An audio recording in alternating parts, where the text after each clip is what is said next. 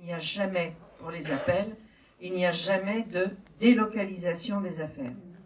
C'est-à-dire que d'un bout à l'autre de l'affaire, on a affaire au même juge.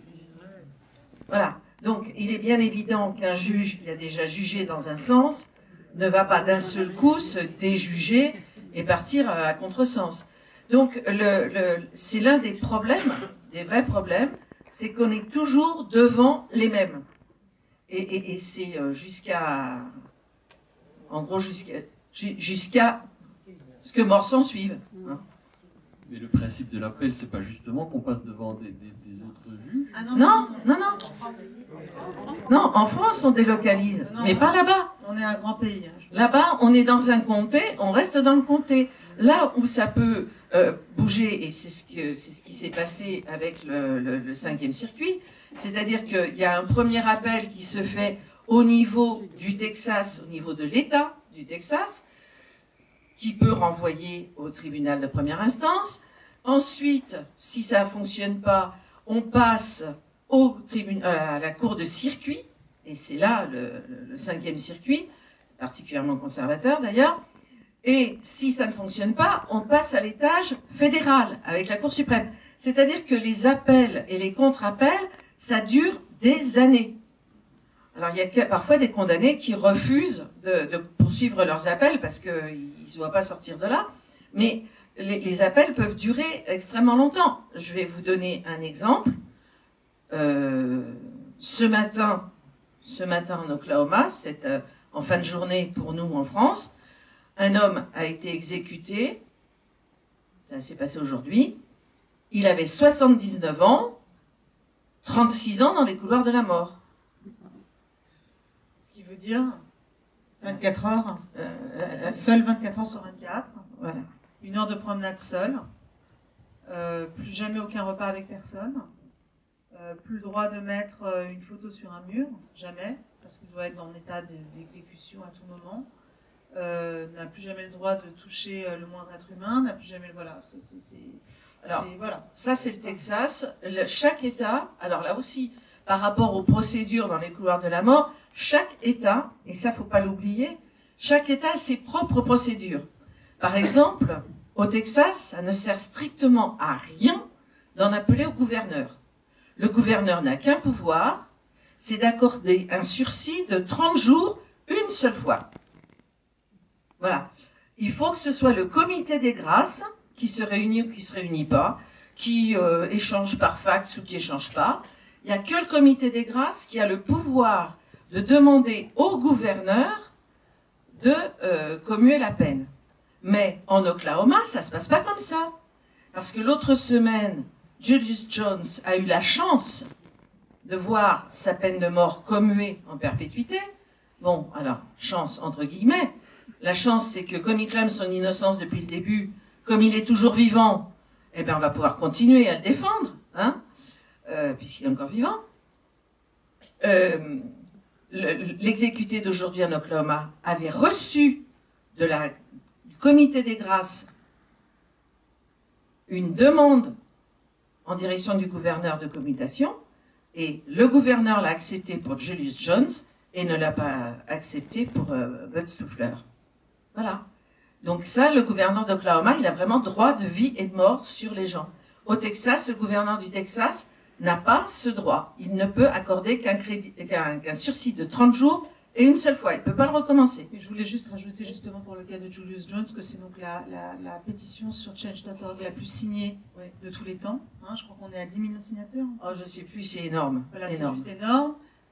Qu'il a comme soutien Kim Kardashian, LeBron James, voilà.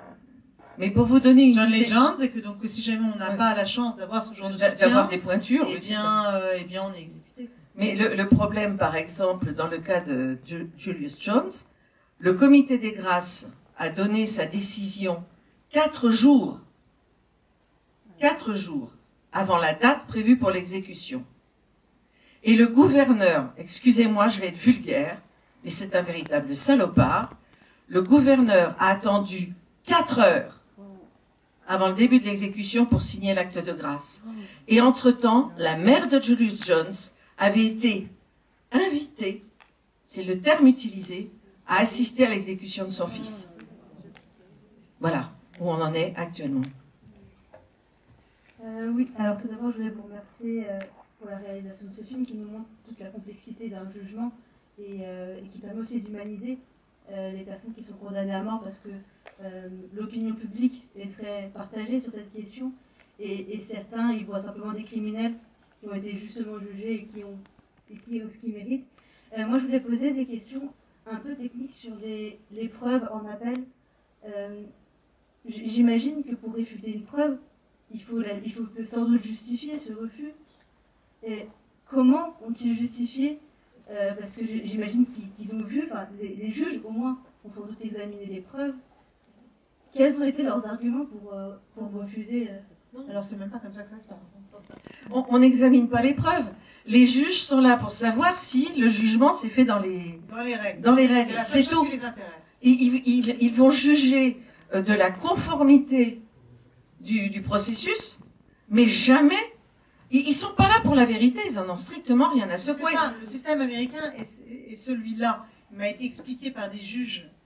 Ce n'est pas en fait une recherche de la vérité. Non, on pas ne du cherche pas, on ne veut pas savoir si la personne est coupable ou innocente. C'est pas ça qui les intéresse.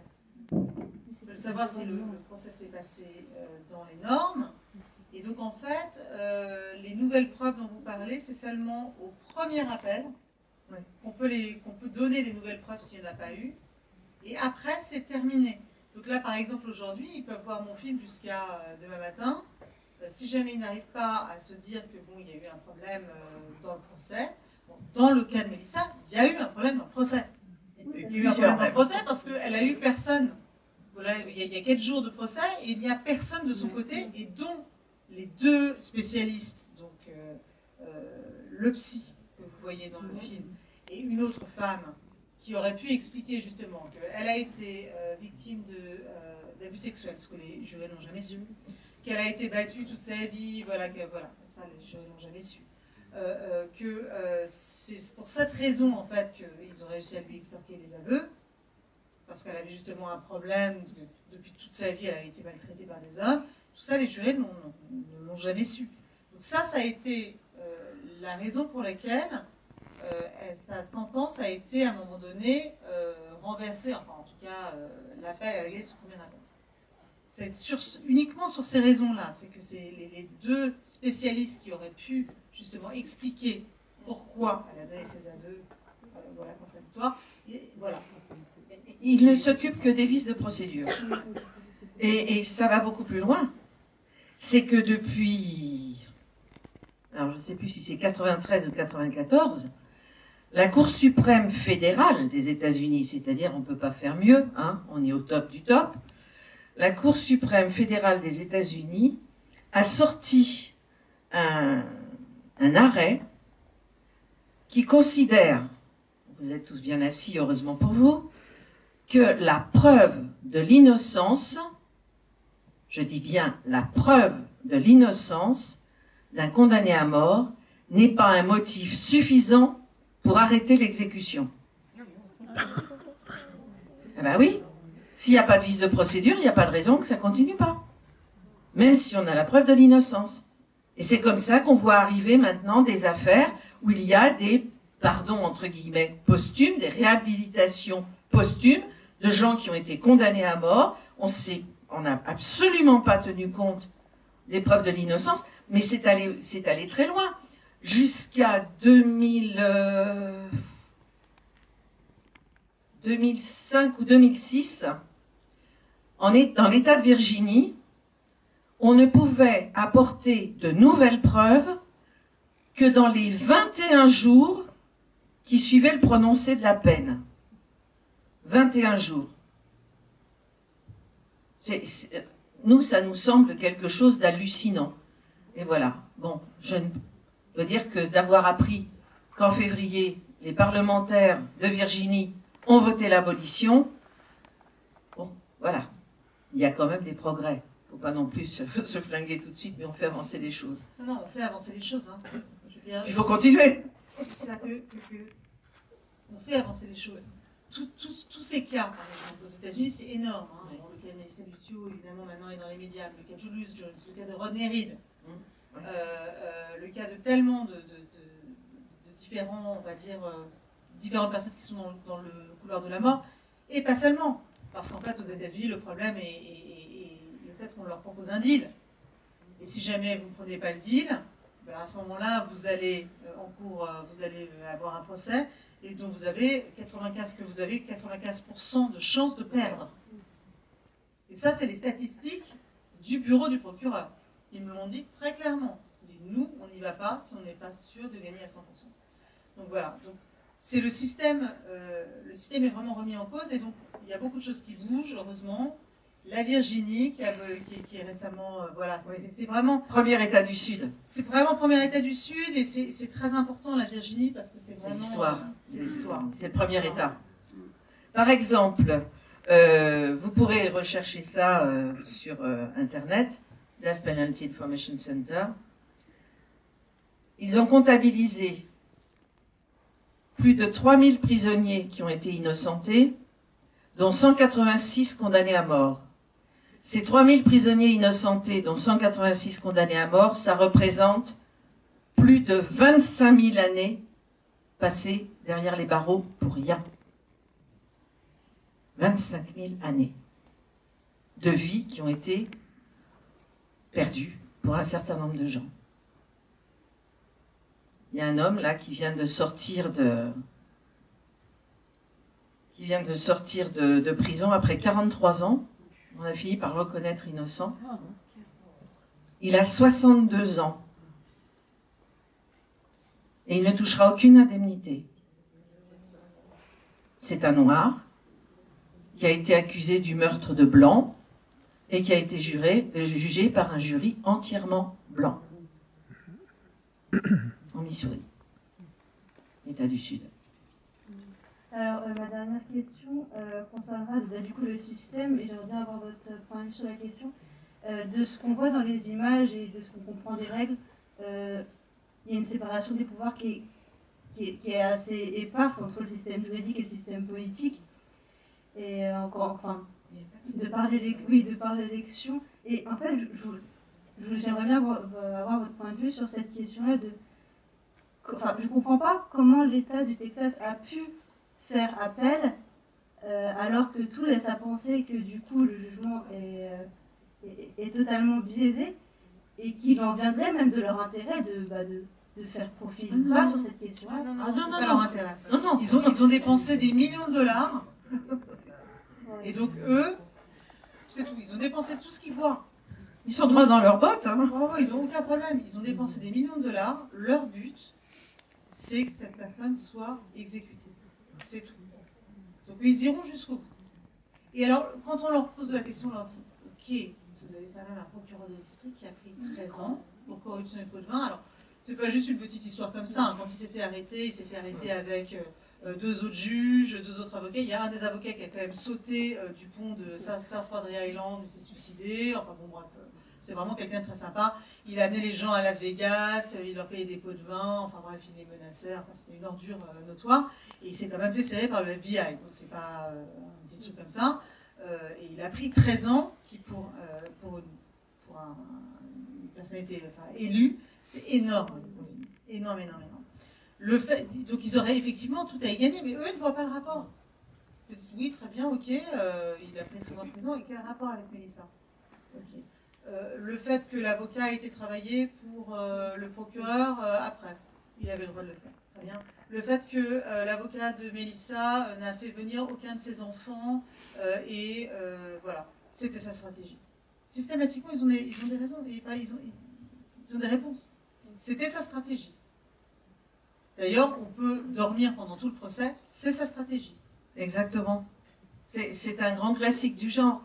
Alors, dans certains cas, des condamnés à mort ont la chance d'être un peu mis en évidence, d'avoir certaines associations comme Innocence Project qui prennent les cas en main et qui permettent de faire sortir certaines personnes. Mais on parlait de l'ADN tout à l'heure. Quand on prend le cas de Hank Skinner, par exemple, qui est en prison depuis 94, oui. il y a déjà eu des dates d'exécution. En 2010, en mars 2010, il a une date d'exécution. Il a eu un sursis de dernière minute, 45 minutes avant la première injection. Bien. Il a eu une deuxième date d'exécution un peu plus tard. Là, il a eu un sursis 2 jours ou 3 jours avant la date. Et qu'est-ce qu'il a demandé, Hank Skinner? Qu'est-ce qui fait qu'on s'acharne comme ça sur lui? Il a eu le culot de demander des droits. Des droits. Parce que quand on est condamné à mort, on n'est plus rien. On n'est plus un être humain, on n'existe plus. Voilà. Il a demandé le droit de faire effectuer des tests ADN sur des pièces à conviction. Là où ça a commencé à déraper, c'est que il n'avait pas, au départ, étant condamné à mort, il n'avait pas le droit de faire appel devant un tribunal pour demander ces tests ADN. Il a fallu que ça passe par la Cour suprême. Et là où ça devient un peu tordu comme système, c'est qu'on ne fonctionne que sur de la jurisprudence. Ce qui fait que chaque fois qu'il y a un arrêt de la Cour suprême, il faut vraiment lire très attentivement chaque mot. Hank Skinner a gagné devant la Cour suprême. On s'est dit, chouette, les tests ADN. Non, il avait gagné devant la Cour suprême le droit d'aller titiller un tribunal pour qu'on lui accorde les tests ADN. Tests ADN à sa charge d'ailleurs. Hein. Donc, les assos se sont mobilisés. Bien. Il a obtenu le droit d'aller voir un juge pour lui demander les tests ADN. Et là-dessus, on s'est dit, s'il obtient ce droit, super, tous les condamnés à mort auront le même droit. Jurisprudence. Et oui, sauf que c'est là qu'on n'a pas l'habitude, nous, de ces tergiversations et de ces procédures tordues. C'est que le procureur, voyant la tournure des événements, a accordé, il a dit, bon, allez-y, accordez-lui. Et donc on a accordé, non pas aux condamnés à mort du Texas, non pas à tous les condamnés à mort, mais uniquement à Hank Skinner, le droit de réclamer des tests ADN. Et on lui a accordé ces tests ADN. Mais ça ne peut pas faire jurisprudence, parce qu'il n'y a pas eu de jugement. Ça a été un arrangement dans un bureau. Il n'y a pas eu de jugement. Donc ce qui est possible pour Hank Skinner n'est pas transposable à tous les autres. Et c'est pour ça qu'on fait attention à tout. Lorsqu'en 2005, la Cour suprême des États-Unis a mis fin aux exécutions de délinquants mineurs au moment des faits, là c'est pareil, elle n'a pas dit on ne condamne pas à mort les mineurs. Non, la Cour suprême a expliqué qu'il était anticonstitutionnel d'exécuter des délinquants mineurs au moment des faits. C'est pas la condamnation à mort qui est anticonstitutionnelle, c'est l'exécution. Je sais pas si vous voyez la subtilité dans le langage. Voilà. Donc tout est comme ça, tout est comme ça. Et donc chaque cas est à décortiquer, et c'est ce qui est très bien vu dans ce film, c'est que Sabrina a fait ce travail de décortiquage du dossier, de voir ce qu'il y avait dedans, ce qu'il n'y avait pas aussi, hein, parce que il manque quand même beaucoup de choses, et puis comment ce système est une espèce de rouleau compresseur contre les pauvres, contre les minorités, contre les gens qui n'ont pas d'éducation, ceux qui n'ont pas de pognon pour se payer des avocats de haute volée, etc., etc. Et c'est là qu'on voit absolument toute la portée discriminatoire de l'application de la peine de mort dans ces États. Alors,